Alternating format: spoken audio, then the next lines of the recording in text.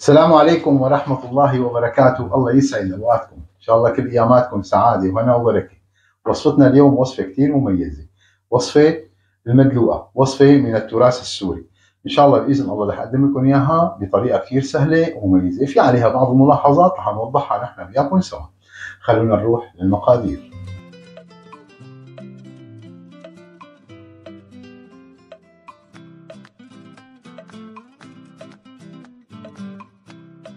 بالنسبة للمكونات حبايبي، عندي 500 جرام كنافة خيط وسط، خشن وسط هو المطلوب للمدلوقة أو للنابلسية.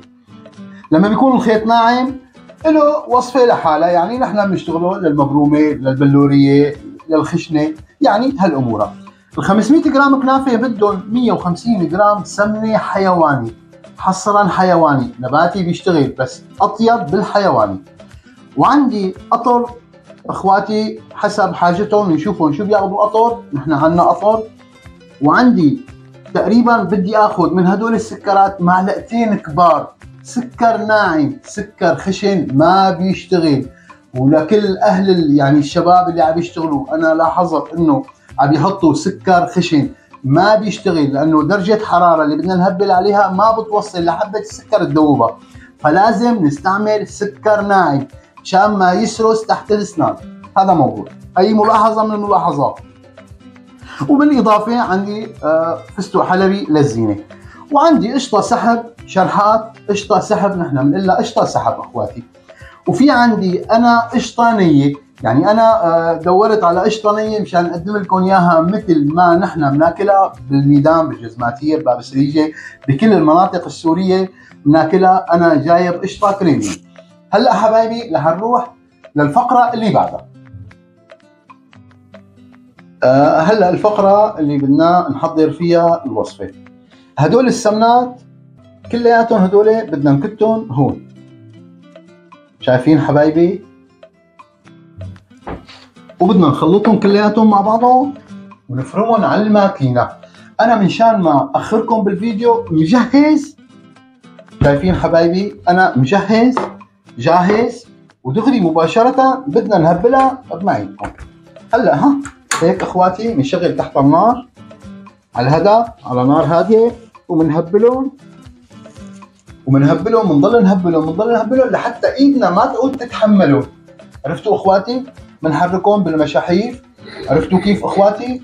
وبنرجع لكم بس يتهبلوا معنا.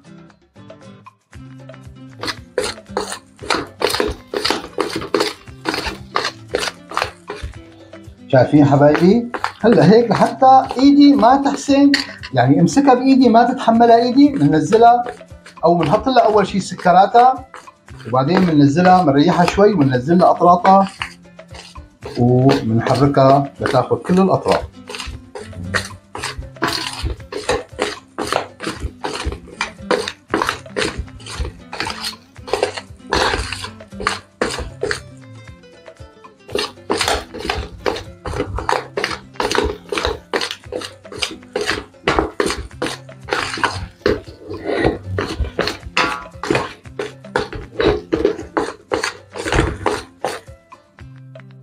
هلا بنزلها معلقتين السكر، قدر معلقتين سكر، يعني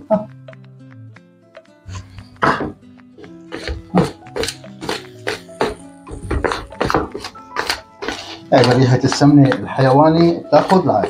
بنضل نحرك ليروحوا كل السكرات، بعدين بننزلها بنهديها شوي، بننزل لها اطرافها وبنفركها مع القطر اخواتي لتصير معنا عجينة.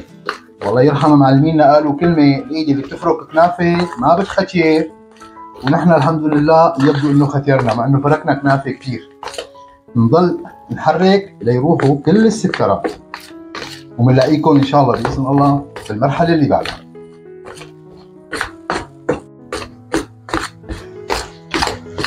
شايفين هلا هيك حبايبي اختفوا كل السكرات. هلا نحن من شان موضوع قلنا بدنا نحكي من شان موضوع الكنافة اللي خيطها ناعم. اخواتي قبل ما تحطوا السكر بتهبلوها هالتهبيله هي وبتبردوها وبترجعوا بتفرموها وش ثاني، يعني ما بتفرموها وش ثاني قبل التهبيل، يعني بعد بتهبلوها تهبيله وبتبردوها وبترجعوا بتفرموها وش ثاني ان شاء الله باذن الله بتشتغل معكم. هي الطريقه باذن الله مجربه، وان شاء الله باذن الله بتدعوا لي عليها. يعني بنفرمها وش، بنهبلها، بنبردها، بنرجع بنفرمها وش ثاني. وهلا هيك حبايبي راحوا السكرات كلياتهم. هلا نحن هيك بدنا نهدي عليها شوي، يعني لسه بتاخذها دقيقتين ثانيات بس لحتى اذا مسكتها بايدي ما تعود ايدي تتحملها. انا مالي لابس كف مشان ما تقولوا لي لابس كف وما، بس انا لاهل بيتي والله عم بشتغل. يعني عرفتوا كيف حبايبي؟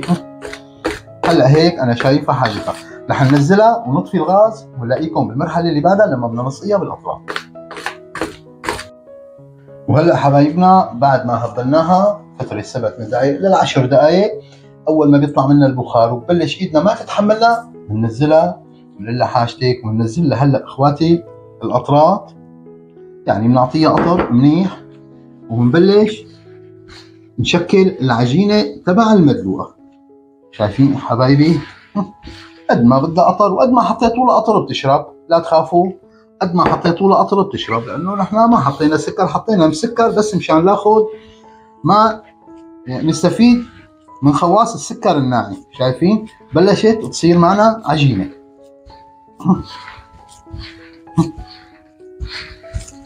انا يعني انا مسافر من ولايه لولايه. يعني انا اليوم عند بنتي فقال بابا بدك تساوي لي مدلوقه بس بدك تصوروا عندي مشان يعني ننبسط انه نتذكر انه اجى بابا وصور عندي مدلوقه. شايفين؟ بلشت تشكل معنا العجينه تبع المدلوقه. في ناس تحط لها ماء زهر، انا بالنسبه لي والله انا ما بحط ماء زهر، يعني مثل ما ربينا عليها بدي اشتغل.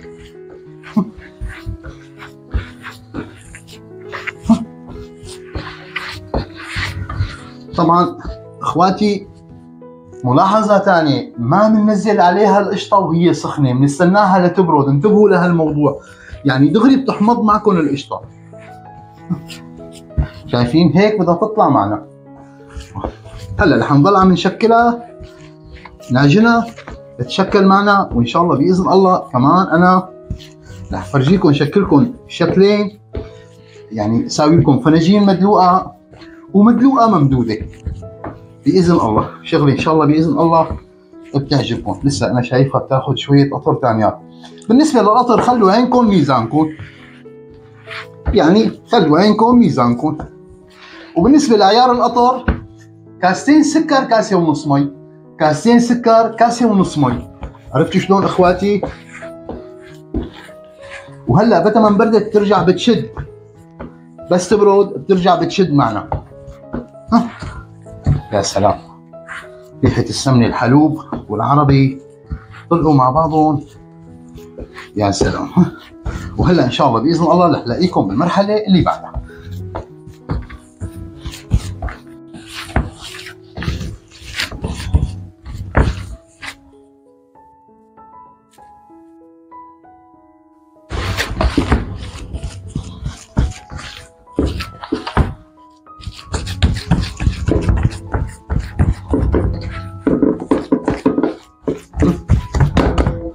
هلا هيك صارت امورنا جاهزه، نلاقيكم ان شاء الله بمرحله التقليد.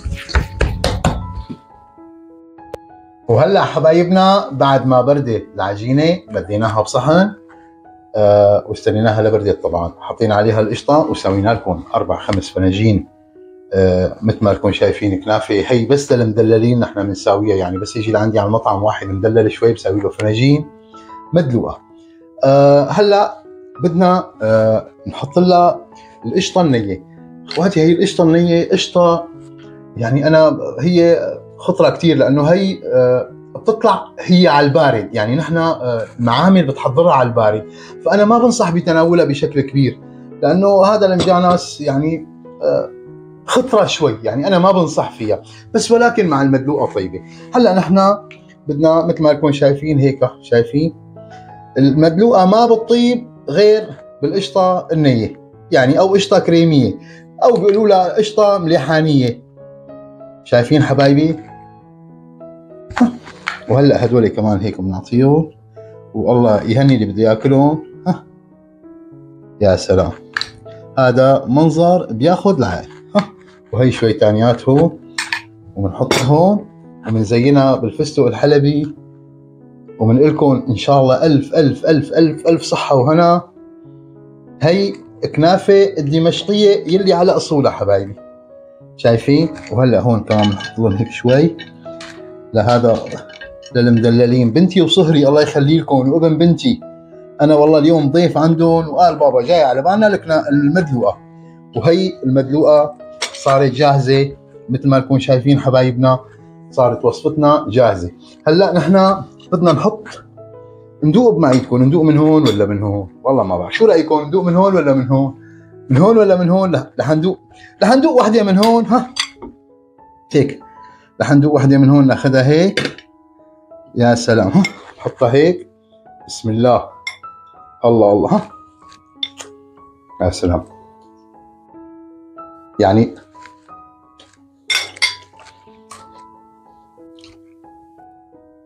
للامانه جربوها الوصفه اخواتي، اشتغلت لكم اياها من التراث الدمشقي الاصيل، يعني مثل ما كنا نشتغلها نحن ومثل ما تعلمناها من اكثر من 40 سنه.